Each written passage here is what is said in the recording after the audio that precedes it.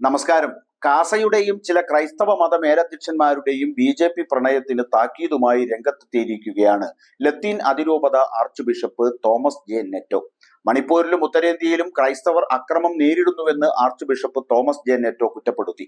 വടക്കേ ഇന്ത്യയിലും വടക്ക് കിഴക്കൻ സംസ്ഥാനങ്ങളിലും ക്രൈസ്തവർക്കെതിരെ ആക്രമണം അഴിച്ചുവിടുന്നത് അന്ധകാര ശക്തികളാണ് എന്ന് ആർച്ച് ബിഷപ്പ് ആരോപിച്ചു. ഭരണഘടന ഉറപ്പു തരുന്ന ന്യൂനപക്ഷ അവകാശങ്ങൾ ഉറപ്പാക്കണമെന്ന് അദ്ദേഹം കേന്ദ്ര സർക്കാരിനോടും ബന്ധപ്പെട്ട സംസ്ഥാന സർക്കാരുകളോടും ആവശ്യപ്പെട്ടു.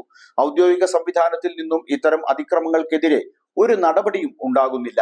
ഇതുകൂടാതെയാണ് ഇപ്പോൾ പൗരത്വ നിയമം തെരഞ്ഞെടുപ്പിന് മുന്നോടിയായി അടിച്ചേൽപ്പിച്ചിരിക്കുന്നത്. പൗരത്വ നിയമ ഭേദഗതി ഇപ്രകാരം നടപ്പാക്കുന്നതിലെ നിഗൂഢത തിരിച്ചറിയണമെന്നും തോമസ് ജെ നെറ്റോ പറഞ്ഞു. പാളയം സെന്റ് ജോസഫ് പള്ളിയിൽ ദുഃഖവെള്ളി സന്ദേശം നൽകവെയായിരുന്നു അദ്ദേഹം കേന്ദ്ര ഭരണകൂട ചെയ്തികളെ വിമർശിച്ചത്. ഛിദ്രശക്തികൾക്കെതിരെ നിലപാട് സ്വീകരിക്കേണ്ടതിന്റെ ആവശ്യകത തിരിച്ചറിയണം എന്ന് പറഞ്ഞ ആർച്ച് ബിഷപ്പ് നമ്മുടെ അഭിപ്രായങ്ങൾ വ്യക്തമായി പ്രകടിപ്പിക്കാനുള്ള അവസരം നാം പ്രയോജനപ്പെടുത്തുകയും വേണം എന്ന് വിശ്വാസികളോട് ആവശ്യപ്പെട്ടു. പൗരത്വ നിയമ ഭേദഗതിയുമായി ബന്ധപ്പെട്ട വിഷയത്തിൽ വിവിധ മതങ്ങളിൽപ്പെട്ട സഹോദരങ്ങൾക്ക് ഒപ്പം നിൽക്കാൻ കഴിയണം. മതാധിപത്യ സങ്കുചിത മനോഭാവത്തിന്റെ ഭാഗമാണ് പൗരത്വ ഭേദഗതി നിയമം. ഇത്തരം അനീതികൾക്കെതിരെ ഒരുമിച്ച് പോരാടണം എന്നും തോമസ് ജെ നെറ്റോ ആഹ്വാനം ചെയ്തു. ലോക്സഭാ തെരഞ്ഞെടുപ്പ് പടിവാതിൽക്കൽ എത്തി നിൽക്കെയാണ് തോമസ് ജെ നെറ്റോയുടെ പ്രഭാഷണം എന്നതാണ് ശ്രദ്ധേയം.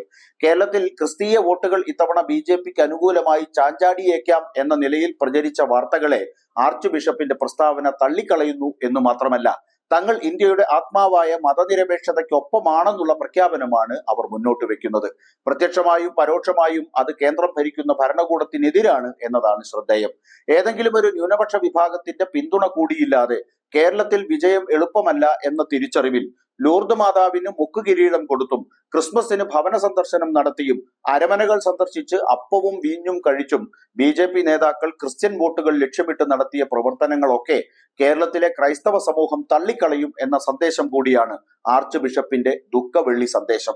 ഈ സന്ദേശം കേരള BJPയുടെ ദുഃഖം ഒന്നുകൂടി വർദ്ധിപ്പിക്കുമെന്ന് ഉറപ്പ്.